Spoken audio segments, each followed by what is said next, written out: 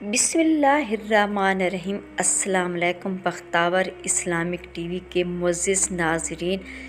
امید کرتی ہوں کہ اللہ پاک کے فضل و کرم سے آپ سب خیر و عافیت سے ہوں گے۔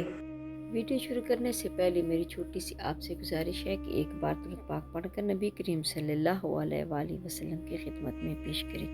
میری پیاری بہنوں، ماہ رمضان کا آج پہلا روزہ ہے۔ یہ بہت برکت اور فضیلت والا مہینہ ہے، تو آج میں بات کروں گی روزہ افطار کروانے کی فضیلت کے بارے میں۔ کسی غریب مسکین کا روزہ افطار کرانا بہت بڑے ثواب کا کام ہے، اسے اللہ تعالیٰ ذات بہت زیادہ خوش ہوتا ہے۔ میرے پیارے بہن، نبی کریم صلی اللہ علیہ وسلم نے روزہ افطار کروانے کی فضیلت بیان کرتے ہوئے ارشاد فرمایا، جو شخص حلال کمائی سے رمضان شریف میں روزہ افطار کرے تو اس پر رمضان کی راتوں میں فرشتے رحمت بھیجتے ہیں، اور شب قدر میں حضرت جبرائیل علیہ السلام اسے مسافہ بھی کرتے ہیں، اور جس سے حضرت جبرائیل علیہ السلام مسافہ کرتے ہیں اس کی علامت یہ ہے کہ اس کے دل میں نور پیدا ہوتا ہے اور آنکھوں سے آنسو بہتے ہیں۔ حماد بن سلمہ رحمت اللہ علیہ مشہور محدث ہیں، روزانہ 50 آدمیوں کے روزہ افطار کرانے کا اہتمام فرماتے تھے۔ میری پیاری بہنوں، ماہ رمضان میں ہر گھر میں افطار پارٹی ہو رہی ہے، اور اس افطار پارٹی میں خاص لوگوں کو بلایا جاتا ہے، اور ان خاص لوگوں میں سے چند ایسے بھی ہوتے ہیں جو روزہ خور ہوتے ہیں، جن کا روزہ نہیں ہوتا، مگر وہ افطار پارٹی میں بڑے ذوق و شوق سے جاتے ہیں، حالانکہ ان کا روزہ بھی نہیں ہوتا۔ ایسی پارٹی میں کیا کبھی غریب کو، کسی یتیم کو، کبھی مسکین کو بھی بلایا گیا؟ نہیں،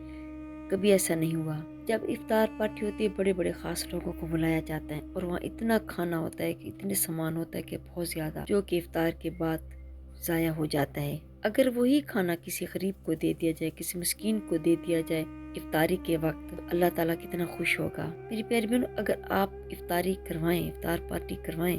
تو اس میں ضرور کسی غریب یتیم کو بلایا کریں، کیونکہ جب کسی غریب یتیم مسکین کو افطار پارٹی میں بلایا جاتا ہے، وہ پیٹ بھر کے کھانا کھاتا ہے، تو دل سے اس کے لیے دعا نکلتی ہے جس نے اس کی افطاری کرائی ہوتی ہے۔ پھر جب وہ دعا کرتا ہے اللہ تعالیٰ سے اس بندے کے لیے جس نے افطاری کرائی ہوتی ہے، تو یقین کرے اللہ تعالیٰ اس کی دعا قبول کرتا ہے۔ ہو ہی نہیں سکتا کہ اس کی دعا کو رد کیا جائے،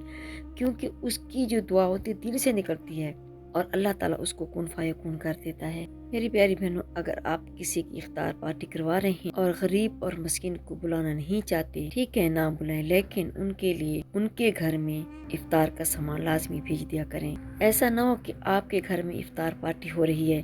آپ کے گھر میں قسم قسم کے کھانے ہیں، بہت سارے فروٹ ہیں، بہت ساری چیزیں ہیں، لیکن آپ کا پڑوسی، آپ کا غریب مسکین ہے جو روزے کو پانے کے ساتھ افطار کر رہا ہے، تو اللہ تعالیٰ اس سے ناراض ہوتا ہے۔ تو میری پیاری بہنوں، اس بات کا خیال کیا کریں، اپنے بہت سارے کھانے میں سے تھوڑا سا کھانا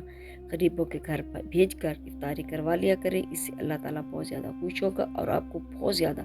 ثواب بھی ملے گا۔ اکثر آپ نے بھی دیکھا ہوگا کہ جہاں کہیں بھی افطار پارٹی ہوتی ہے، جب لوگوں کو بلایا جاتے ہیں، اگر اس میں سے 100 روزے دار ہونا، 20-30 ایسی ہوں گی جن کا روزہ نہیں ہوگا، لیکن پھر بھی بڑے فخر سے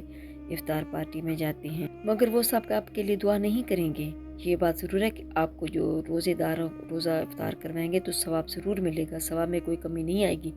لیکن اگر آپ کسی غریب کا، بے کس کا، یتیم کا اگر آپ افطار روزہ کروائیں گے تو اس سے آپ کو بہت زیادہ ثواب ملے گا، کیونکہ اس کی جو دعا ہوتی ہے وہ عرش الہی تک جاتی ہے۔ جب دعا عرش الہی تک جاتی ہے تو پھر وہ رد نہیں ہو جاتی۔ میری پیاری بہن، اگر آپ کی کوئی خواہش ہے، ایسا کام ہے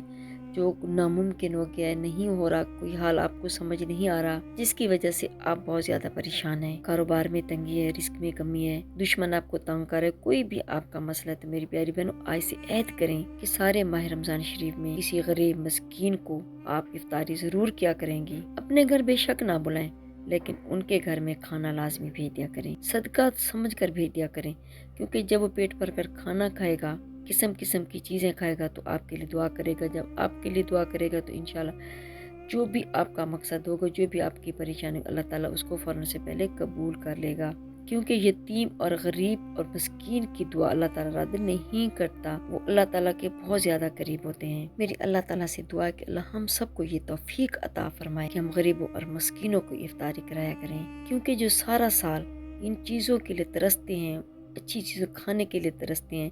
تو ماہ رمضان میں ان کا خیال کریں، ان کو ایسا کچھ کھانے کو دیں جسے کھا کر وہ خوش ہوں اور آپ کے لیے دعا کریں۔ ماہ رمضان میں اپنے محلے سے معلوم کیا کریں گے کسی کے گھر آٹا تو نہیں ختم ہو گیا تو آپ ان کے گھر آٹا بھیج دیں تاکہ وہ کھانا بنا کر افطار کر سکیں اور روزہ رکھ سکیں۔ جب وہ سحری کریں گے تو آپ کے لیے دعا کریں گے، اگر افطار کریں تو بھی آپ کے لیے دعا کریں گے، کیونکہ آٹا کسی کو صدقہ کرنا اس کا بہت بڑا اجر اور ثواب ہے۔ میری پیاری بہنوں، کوشش کیا کریں کہ ماہ رمضان میں کسی کی دل آزاری نہ ہو، آپ کے پڑوس میں کوئی بھوکا نہ رہ جائے۔ حسب توفیق افطاری کے ٹائم کچھ نہ کچھ ان یتیم، غریب اور مسکین کے گھر بھیج دیا کریں۔ نبی کریم صلی اللہ علیہ وسلم نے ارشاد فرمایا، جس نے غریب اور یتیم کی مدد کی، قیامت والے دن